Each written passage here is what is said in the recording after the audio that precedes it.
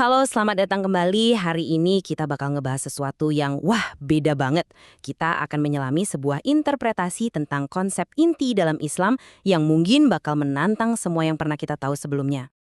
Coba deh bayangin, gimana kalau sebuah konsep yang ikut membentuk peradaban dunia, ternyata selama ini kita salah paham? Nah, sumber yang kita bedah hari ini mengajukan gagasan yang sangat berani itu. Dan dampaknya luar biasa. Oke, kita masuk bagian pertama, rahmat bagi semesta. Kita mulai dari sebuah ide yang kita semua tahu, yang kedengarannya indah banget. Islam sebagai agama yang membawa kedamaian dan kasih sayang untuk semua. Nah, titik awal dari argumen di sumber ini adalah konsep Islam rahmatan lil alamin. Ini bukan cuma soal damai antar manusia loh, tapi sebuah visi harmoni total yang mencakup semuanya. Hewan, tumbuhan, bahkan seluruh alam semesta. Nah, disinilah muncul pertanyaan ganjilnya kan? Kalau idealnya adalah kedamaian universal untuk semua, kenapa justru sejarahnya, bahkan sampai sekarang, sering banget diwarnai konflik dan kekerasan yang mengatasnamakan Tuhan? Oke, masuk ke bagian kedua, sebuah kesalahpahaman fatal. Menurut sumber ini, jawaban dari kontradiksi tadi itu akarnya cuma satu, sebuah bisa dibilang kesalahpahaman mendasar yang fatal waktu menafsirkan teks suci. Dan ini serius ya, penulis sumber ini bilang ini fatal.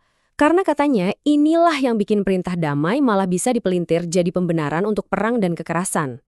Nah, ini dia nih, klaim yang paling radikal dari sumber ini.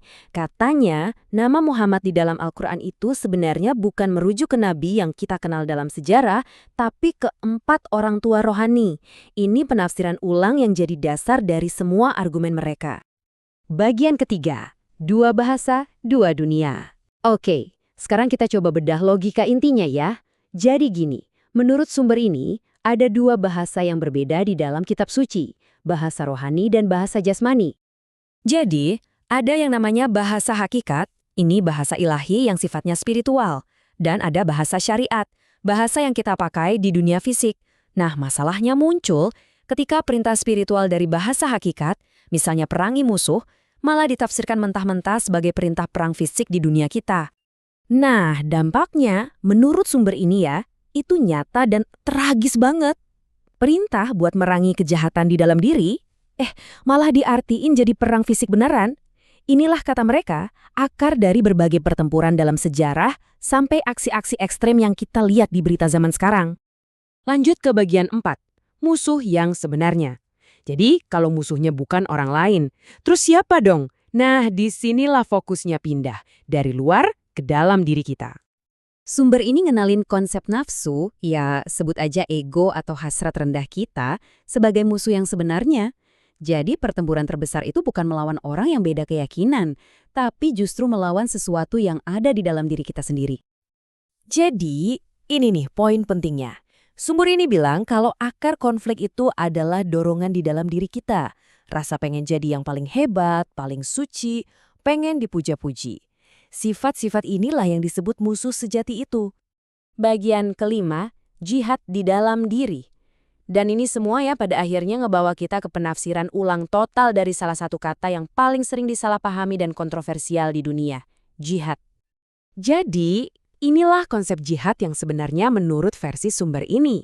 Ini bukan soal perang fisik, tapi sebuah proses spiritual di dalam diri. Pertama, kenali dulu musuh dalam diri kita. Kedua, cari sekutu ilahi. Dan ketiga, biarkan sifat asli kita yang baik yang jadi pemimpin. Tujuannya untuk mencapai kedamaian yang sejati. Intinya, ya ini. Poin utamanya, ada pergeseran fokus total. Pertarungan terbesar itu bukan di medan perang lawan orang lain, tapi di dalam hati kita sendiri, untuk menaklukkan ego dan nafsu kita.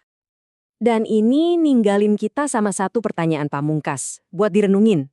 Coba bayangin deh, kalau setiap orang di dunia ini fokusnya bukan lagi memerangi orang lain, tapi memerangi musuh di dalam dirinya masing-masing, kira-kira dunia kita bakal jadi seperti apa ya?